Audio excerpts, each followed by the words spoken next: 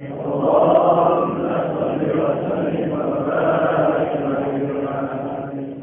kalau terus nongol termasuk hikmahnya Kanjeng Nabi nate sugeng nate berkehidupan bersama Halimatus. Itu teng kitab-kitab diterangkan tengene Asy-Syama'il, teng kitab-kitab teng sarah-sarah termasuk kitab Syekh Nawawi. Niku diterangkan suatu saat Nabi pagi-pagi itu kesepian, terus tanya sama ibunya, Ibu Rodok, ya Umi, saudara-saudara saya di mana? Terus dijawab, Nabi Halimah semuanya sedang menggembala kambing di hutan, di belantara, ya kira-kira 2 atau 3 kilo. Terus dawuh Kanjeng Nabi, ya Umi ma'ansoftu, saya tidak termasuk orang yang baik, yang insaf. Maksudnya insaf itu menyadari. Kenapa ya waladi? Ya karena saudara-saudara saya kesulitan menggembala kambing, sementara saya di rumah tinggal minum susunya. Ini ma'ansoftu, saya kurang fair, saya kurang bijak. Terus dari Halimah, kamu terlalu ganteng, terlalu sempurna, pasti potensi diculik. Karena dulu kan nggak ada polisi, nggak ada tentara. Jadi kalau ada orang ganteng, rawan diculik, kemudian dijadikan budak. Saya tidak akan mengizinkan kamu ikut menggembala kambing karena potensi diculik.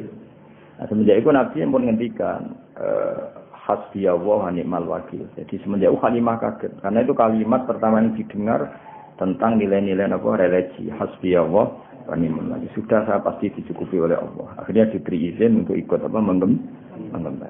Nah, ikut menggembala ini kemudian saudara-saudaranya menyaksikan banyak keajaiban Nabi. Ada daerah yang banyak harimaunya, banyak al-wuhus, hewan-hewan galak. Ternyata nemuin Nabi, kirim salam. Beberapa pohon dan bebatuan kirim salam bahwa kamu ya Muhammad calon Nabi. Sehingga kampung Bani Sa'd ini termasuk kampung yang awal-awal mengizinkan kalau Muhammad ini calon Nabi akhir zaman. Karena banyak saudaranya yang menangi beberapa batu, beberapa pohon kirim salam. Dan itu yang di nasidna terus maro aina la isahanat bisuro illa ilaika wal ghamama qad adallat wal mala sallallahu alaika. Terus sampai nak cari saya tiba waddabu wal ghazalah yasyadani lakabir bisalah. Terus ketika ketemu hewan dob, ketemu kidang, ketemu beberapa hewan, semuanya berhenti asyhadu annaka ya Muhammad Rasulullah. Terus ini pelajaran bagi kita bahwa kearifan. Makanya cerita-cerita Rasul dulu itu bagus, baik film Cina maupun film Indonesia kan ada gambarannya. Kalau putra mahkota itu kan dirawat resi yang benar-benar awam. Resi sendiri kan rata-rata kan kehidupannya awam. Artinya kalau untuk tadi apa masak ada boleh kayu macam-macam. Nah, itu dilakukan oleh putra mahkota sehingga nanti kalau dia jadi raja bijak karena mengalami seperti ini. Nah, suku Quraisy itu suku yang sangat-sangat luar biasa. Termasuk didik anak-anaknya memang dititipkan orang-orang yang masih badawah, masih masih orisinil masih orisinil. Itu termasuk Kanjeng Nabi piyambak bukan sekedar disusui Halimah, memang terus dititipkan di komunitas Halimatus Sa'diyah. Memang benar-benar hidup di kampung, tidak di suku Quraisy. Paham ya, Mas?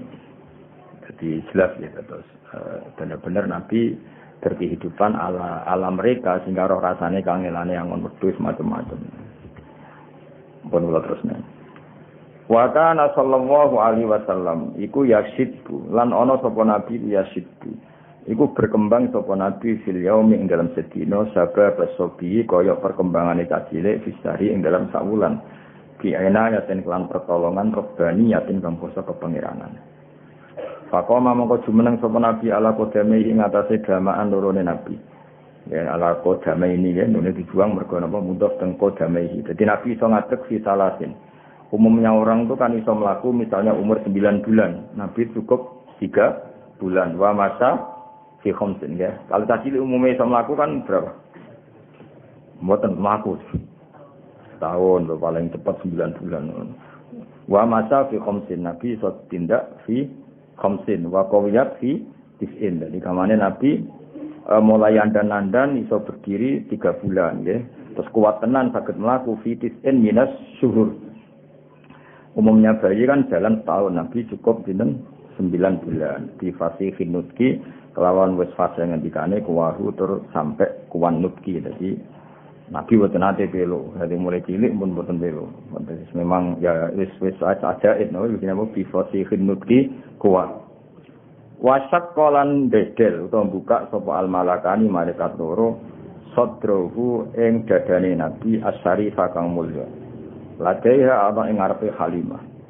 Jadi Halimah sempat kaget sekaget-kagetnya ketika melihat dua orang sing bedel dadane Kanjeng Nabi membuka dadanya Nabi.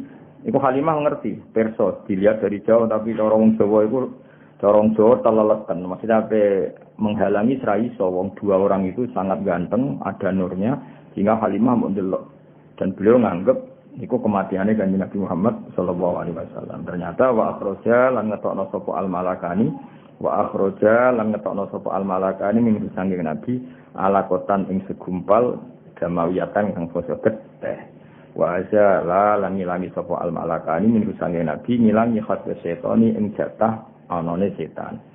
Jadi senajan to Kanjeng Nabi orang pilihan desain tubuhnya secara lahir seorang lagi bukan secara hakikat ya, saya ulang lagi ya. Nabi orang yang sempurna, semua tubuhnya nur ya, semua tubuhnya. Tapi piye-piye Nabi itu seorang manusia, maka secara lahir diberi desain yang di situ seakan-akan ada bentuk hadus syaitan. Nah, hadus syaitan itu diambil oleh dua malaikat. Ya, tapi itu saya ulang lagi itu secara zahir, hakikatnya itu tidak ada. Tapi karena Nabi seorang manusia tetap didesain seakan-akan ada hadis syaitan.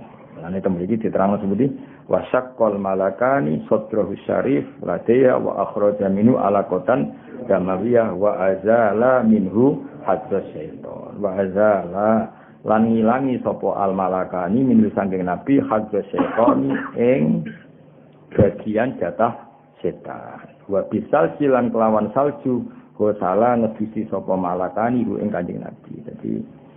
Jadi niki kedah kita iman senajan to orang boleh punya sudut pandang yang beda ya, punya sudut pandang yang beda. Mana kalau bolak-balik matur ya nak simput duror itu kelebihannya ning iskun itu bronto.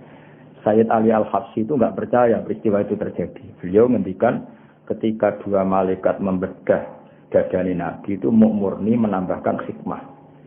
Tidak boleh ada cerita bahwa di situ dua malaikat mengambil hadis setan. Karena Nabi tidak pernah didesain punya hadis setan. Cara pikirannya Sayyid Ali Al-Habsyi. Jadi wama akhraja minhu apa satrusé. Jadi saya ulang lagi ya.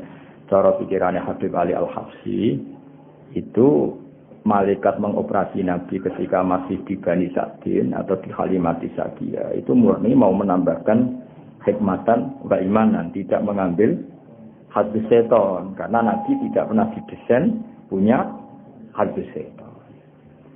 Tapi kita ya hormat sama Habib Ali Al-Habsyi, tentu beliau orang yang luar biasa. Tapi imam berjanji juga Sayyid ya putune Kanjeng Nabi. Sayyid Ar-Berjanji ya Sayyid putune Nabi. Beliau lebih sesuai pendapat ahli hadis. Di Sahih Muslim di beberapa hadis memang diistilahkan seperti itu. Saya ulang lagi ya bukan hakikat ya, diistilahkan seperti itu bahwa Nabi ya punya hadis setan, tapi saya ulang lagi diistilahkan seperti itu. Beda loh ya, itu bukan hakikat apa, diistilahkan seperti itu. Ya karena Nabi kan tetap manusia. Nisbatnya misalnya Nabi habis kumpul dengan istrinya ya tetap mandi junub. Meskipun Nabi sebagai nur, harusnya kalau nuruti itu kan nggak perlu mandi karena sudah suci. Ketika beliau wafat ya secara prosedur syariat ya dimandikan. Nggak bisa bahkan Nabi suci itu nggak perlu dimandikan. Nah kalau melihat ini Sayyid berjanji terus beberapa kitab hadis lebih sesuai dengan zahirus syariah. Makanya kita ya sudah legowo mawon ya, jadi ngikuti Habib Ali legowo itu enggak masalah. Semua itu ya madhah ngelem Kanjeng Nabi, ngikuti berjanji ya enggak masalah. Nah sing repot kok kowe ora paham kabeh. Kok bengok maca, semacane grutal-gratul gak paham. Bariku terus mayoran. Mulutan ngono semacane grutal gradul gak paham mulai gue berkat untuk loro. Muga-muga disepuro pangeran no. Lah yo mocone grutal gradul ora apa. Karena mulai gue berkat loro. Mobale ke mulai untuk sang. Ngono yo urip alhamdulillah. Dan itu ada perdebatan panjang. Nah, cara Habib Ali Al-Habsyi sing aran Sintudura, Nabi itu tidak pernah didesain ada alakotan damawiyah, sehingga nggak perlu ada proses mengeluarkan hadis setan. Jadi dioperasi yang murni menambahkan nuron wa hikmatan. Itu juga sah, napa? Sah karena memang Nabi khuliqa nuron dari awal desainnya adalah nur. Tapi Sayyid berjanji juga beliau cucu Nabi juga sah. Mergi, napa? Cara berpikir beliau piye-piye meskipun Nabi sempurna itu didesain umume wong. Napa? Didesain umume wong. Jadi secara lahir ya ono alaqatan damawiyah terus diambil. Dan itu sesuai riwayat-riwayat hadis memang teks-teks hadis seperti itu. Paham ya? Mengenai temriki di Islam apa? Wa akhraja minhu alaqatan damawiyah wa azala minhu hadza syaitan wa bisalji wa salam ya. Terus kula saya berjanji memang semua ulama ya, meyakini saya tentang tulisan-tulisan dia saja. Tapi yang jelas niku yang penting ditulis ahlul ilmi ya, yang penting ditulis ahlul ilmi. Nah, sing nulis ahlul ilmi kita iman. Terus sampai membayangkan Nabi kaya umumnya wong terus kelakuannya kaya umumnya wong boten ngarah. Umumnya wong itu desain, hanya desain tubuh. Nah, perilakunya spesial, semua fisiknya ya bisa. Misalnya umumnya wong maksudnya ya punya wajah, punya dua mata, punya. Tapi coba ngurus Nabi elek kok kowe ora mungkin. Berarti kaya umumnya wong ra gak pati ganteng ya boten. Nah, itu tetap spesial apa? Muhammadun basarun lakal basar. Makanya ya sudah seperti itu. Ya paham ya, jadi nak cara Habib Ali Al-Habsyi tentang pintu duror dan itu sah mendikan ya, dua malaikat itu sama sekali tidak mengambil hadza syaitan karena itu tidak ada pada tubuh Kanjeng. Jadi nak cara pikiran Imam berjanji secara lahir, saya ulang lagi bukan secara hakikat, no? Secara lahir karena Nabi ditakdir seorang manusia tetap cara zahir ada hadus seton. Kayak Nabi ketika hubungan suami istri ya kecelok junub, maka beliau harus mandi. Ketika wafat ya kecelok wajib dimandikan meskipun sudah suci. Tapi itu kabeh ijro'an li zahiril ahkam. Paham ya? Ijro'an li zahiril ahkam. Tapi hakikatnya Nabi tetap nur, ingat ya. Paham ya? Jadi gamane kok umpama kita menangi Nabi ketika wafat kok ngedusi Nabi, tetap kita yakin ngedusi dengan makna zahirus syariah. Tapi kita sendiri sudah yakin beliau nur sing layak taju ilal husli, tidak butuh diman. Tapi secara syariat tentu kita mandikan. Nah, jadi itu pikiran di sini Imam apa? Berjanji. Makanya beliau tetap mendikan apa? Wa azala minhu hadza syaitan wa bisalji wa salam. Wa mala'ahu ini kita tasniah nggih, makanya dikasih alif panjang. Wa mala'a, paham ya dikasih alif apa? Panjang. Wa mala'a lan ngebai sapa al malakani. Ya wa mala'a lan ngebai sapa malakani ing nabi dikebai hikmatan ing hikmah wa ma'aniya nggih niki fathah ketok mergo apa akhful harokat hikmatan ing hikmah wa ma'aniya lan pira-pira maknawi imaniyatan kamu so iman. Kemudian hati itu diisi hikmah dan makna-makna keimanan. Jadi Kanjeng Nabi itu didesain sedemikian detail sehingga hati ini mau penuh dengan iman. Summa khoto mongko nuli jahit sapa al malakani. Iki maknane khoto jahit nem. Khoto yaqitu khaiton. Mulane bola iku bahasa Arab khaitun mergo alat jahit. Khoto niku berhubung tasniyah napa? Khoto mongko jahit sapa al malakani ing Nabi. Sakwise dadane disuwek dijahit. Iki kan nunjukno nak Allah niku ijra iku menurut hukum zahir. Sakjane malaikat kan bedele yo tetep nganggo peso. Bareng ingin pulih ya dijahit. Sakjane kudrat Allah tanpa itu kan bisa. Karena Allah ingin bahwa seorang nabi pun diperlakukan sebagai umumnya orang. Kalau buka ya pakai peso. Kalau mau iltiam, mau sambung lagi ya dijahit. Ora terus diusap kun fayakun dukun-dukun niku mboten. Paham ya? Tapi kabeh ku koyo apa al-a'rad al-basariyah kayak desain umum. Napa kayak desain umum ya dicari. Wa fi khatamin nubuwati lan kelawan stempel kenabian khatama nyetempel sapa al-malakani hu ing Kanjeng Nabi. Jadi walhasil baru saat itu nak cara kitab niki saat itu juga baru Nabi disestempel nganti alamat khatamin nubuwah. Tapi jelas ya niki masih kecil ketika hidup di Halimatis Sa'diyah. Jadi kila Nabi dibedel 2 kali, wakila 3, ada khilafnya ulama.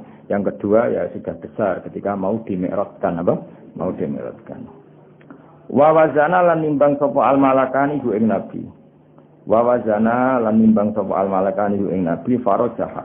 Mongko ngunjoni sapa Nabi, ngungguli sapa Nabi di alfin kelawan 1000 min ummati sang umat Nabi al ummatul khairiyah yaiku umat sing apik.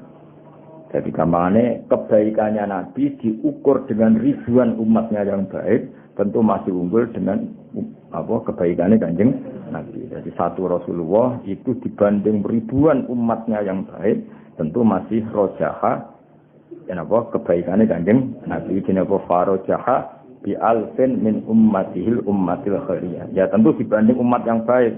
Nah wong elek kan gak ono nilaine, napa mboten enten nilaine. Wana sa'alan tumbuh sapa Kanjeng Nabi sallallahu alaihi wasallam ala akmalil ausofi ing atase sempurnane sifat min halisi bahu mulai cilik Nabi. Dadi Nabi mulai cilik iku wis sempurna. Dadi ora tau nyolong, ora tau macem-macem. Dadi ora tau terus Nabi terus kurang ganteng terus. Wes Nabi mulai cilik yo ganteng prilakune yo ganteng fisike. Iki jenenge apa? Ala akmalil ausofi min hali siba. Mulai kecil sudah wajah yang ganteng, perilakunya yang ganteng. Sumarodat, bon niku mun cerita sithik. Sumarodat mongko lili balekno sapa Halimah kuwi ing Nabi Muhammad sallallahu alaihi wasallam ila ummihi maring ibune si Kanjeng Nabi. Sausé ketok dewasa, ketok perilakunya sudah kayak umumnya orang, yaitu bertanggung jawab terhadap proses-proses sosial termasuk melok angon dulur-dulure rodok, bariku dibalekno. Jadi ku hebatnya suku Quraisy. Kalau cara anak ngono ini kalau setuju. Artinya cara saiki jek ana wong duwe sing alim terus uripe ku ngarit angon. Kalau gelem titip anak. Mari rata-rata ora pinter yo ribet. Kadang malah luwih kedonyan timbang wong kutok. Amen nggoni sapine wis. Sapi ruwae kawin lagi anak kawekno. Penang anak ribet tapi dititipi anak ya apa? Ribet. Jane penting cek anak ning ngomong sing cek original. Tapi saiki wong desa luwih kedu. Ya sangat. Jadi malah ribet. Nak dhisik ku cara kula setuju adat suku Quraisy. Bayangno nggih misale sampean anake tokoh urip ning Quraisy. Tahu-tahu semua orang menghormati, semua orang muja-muja. Kan anak ini tidak punya kearifan. Nak dititip wong desa terus kehidupan normal wae angon wedhus, kepengin masak ya golek kayu, kepengin itu kan melahirkan apa? Kearifan. Itu yang dilakukan suku Quraisy. Sehingga Nabi yo ngalami kehidupan normal. Mulane orang Jawa iku roh susahe wong cilik napa? Roh susahe wong cilik. Kowe ora usah niru ngono, kowe wong cilik asli, ora usah dititipno wis asli wong cilik. Ono nang kaya kula kepengin dititipno melarat gede melarat. Ora usah dititipno aneh-aneh. Wis asli no.